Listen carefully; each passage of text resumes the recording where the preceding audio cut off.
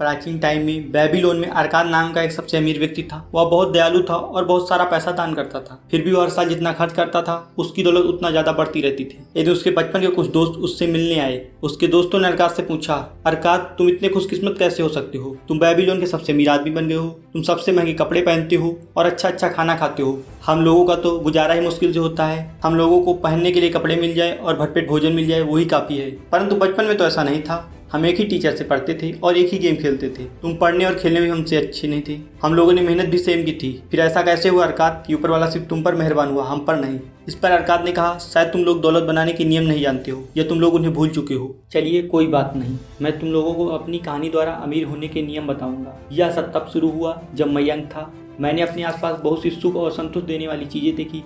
तब मुझे एहसास हुआ कि दौलत शक्ति को बढ़ा देती है। दौलत से अपने घर को महंगे सामान से सजा सकती हैं, दूर देशों की यात्रा कर सकती हैं, अपना मनपसंद भोजन कर सकते हैं। इसके अलावा और भी बहुत कुछ है जो हम दौलत से खरीद सकते हैं। तब मैंने संकल्प लिया कि मैं अपनी ज़िंदगी में बहुत कुछ हासिल करूंगा। मैं उन लोगों जैसा नहीं बनूंगा जो दूर खड़े होकर अमीर लोगों से नफरत करते हैं। स्टार्टिंग मैंने मिट्टी के टैबलेट्स में लिखने से अपना काम स्टार्ट किया। मैंने महीनों मेहनत की, फिर भी मुझे दौलत के नाम पर कुछ भी हासिल नहीं हुआ। इसके बावजूद मैंने हार नहीं मानी। फिर एक दिन अल्गेबिस नाम का एक मनी लेंडर मेरे पास आया। उसने मिट्टी के टैबलेट्स पर 9th ला लिखने को दिया और कहा, अगर तुम इस काम को 2 दिन में कर दोगे तो मैं तुम्हें तांबे के 2 सिक्के दूंगा। ये सुनकर मैंने काम स्टार्ट कर दिया और जब 2 दिन बाद अल्गेबिस वापस आए तो काम अधूरा था। वह बहुत नाराज हुए। फिर मैंने डरते हुए उनसे कहा, आप बहुत अमीर हैं, अगर आप हमें बताएं कि मैं अमीर कैसे बन सकता हूं तो मैं सारी रात मेहनत करके यह काम पूरा कर दूंगा। अल्गेबिस मान गए। मैं पूरी रात लिखता रहा। मेरे कमर में दर्द हो रहा था और आंखों के सामने अंधेरा छा रहा था। अगली सुबह जब अल्गेबिस वापस आए, मैंने काम कंप्लीट कर दिया था। मैंने उनसे कहा, मैंने अपना काम पूरा कर दिया है, अब आप हमें अमीर होने के सीक्रेट्स बताएं। अल्गेबिस ने कहा, ध्यान से सुनो, मैं दौलत की राह में तब पहुंचा जब मैंने यह फैसला लिया कि मैं अपनी कमाई का एक हिस्सा खुद रखूंगा। अगर तुम ऐसा करोगे तो तुम भी अमीर बन जाओगे। मैंने उनसे हैरानी से पूछा, बस इतना ही?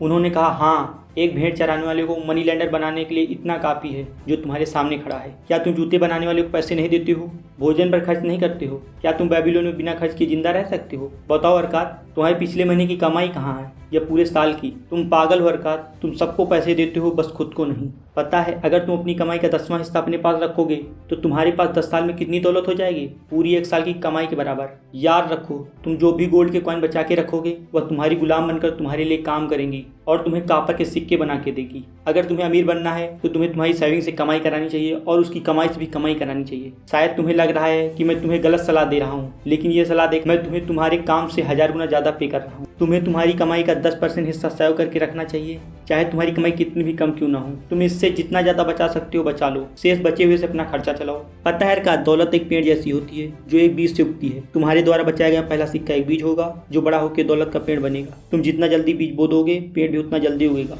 और तुम उसमें जितना बचत का पानी दोगे उतनी जल्दी तुम उस पेड़ की छांव में बैठकर आराम कर सकोगे।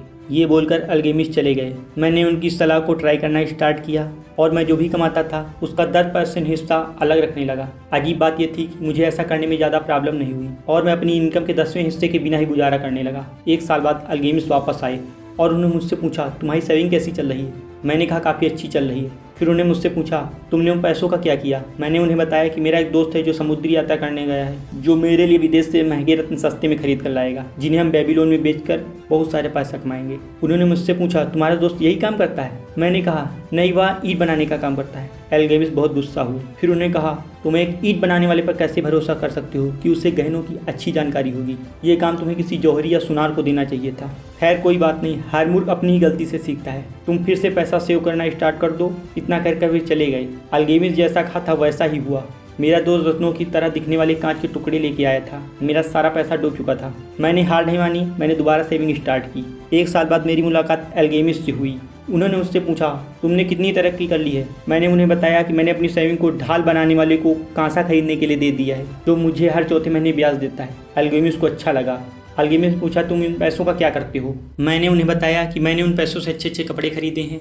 हाल ही में मैंने सवारी करने के लिए खच्चर भी लिया है। यह सुनकर अल्गेमिस हंसने लगे और कहा कि तुम अपनी बचत के ही संतानों को खा रहे हो।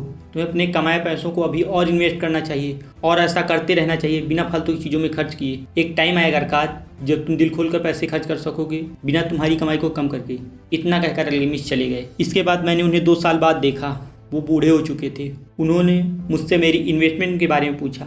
मैंने कहा, अभी तक मैं जितना चाहता था उतना तो नहीं कमा सका, लेकिन मेरी इन्वेस्टमेंट पैसे बना रही है और उसके बच्चे के बच्चे भी पैसे बना रहे हैं। फाइनली मैंने सीख लिया है कि पैसे से अपने लिए कैसे काम करवाया जा सकता है। ये सुनकर अल्गेविस ने मुझे अपना पार्टनर बना लिया और आज तुम जानते हो मैं कहाँ पहुँच गया हूँ। मैंने अपने अमीर बनने के सीक्रेट्स को अपनी इस कहानी से बता दिया है।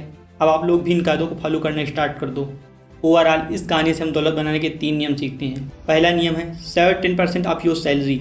हमें कैसे भी करके अपनी कमाई का 10% हिस्सा बचा के रखना चाहिए, बाकी बचे हुए 90% सारी ज़रूरतों को पूरा करना चाहिए। सेविंग करना आसान काम नहीं है, लेकिन अगर आपको अमीर बनना है तो ऐसा आपको करना ही होगा। दूसरा रूल है invest your saving with the help of expert. हमें पैसे को इन्वेस्ट करने के लिए अपने दोस्तों या रिश्तेदारों के बजाय उन लोगों से सलाह लेनी चाहिए जो उस फील्ड के एक्सपर्ट हों, ताकि हमारा पैसा सेफ रहे।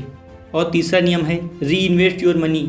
हमें अपने इन्वेस्टमेंट से मिलने वाले पैसे को फालतू चीज़ों में खर्च नहीं करना चाहिए, बल्कि उसे वापस इन्वेस्ट करना चाहिए, जब तक कि उस स्टेज पे हम ना पहुंच जाएं जहां हमारे खर्च करने पर हमारी कमाई पर कोई फ़र्क ना पड़े।